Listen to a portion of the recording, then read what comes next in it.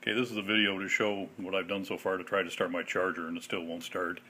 I'm going to do a load test on the battery. This shows that the battery is fully charged and the load test is good. There it's under load. You can see that it remains in the good range. Now I'll show you what it does when I try to start it.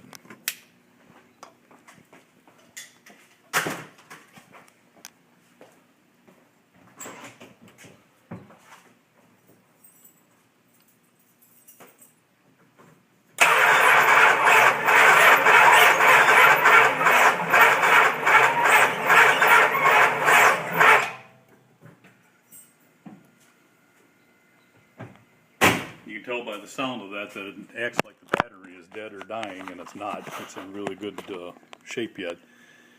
This is the condition of the starter, or rather the distributor. You can see that the firing order is correct. The distributor is in time.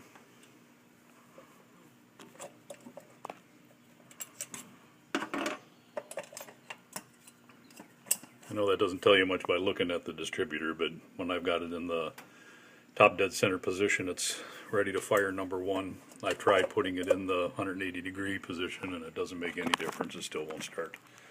Any ideas are appreciated. Comments are welcome.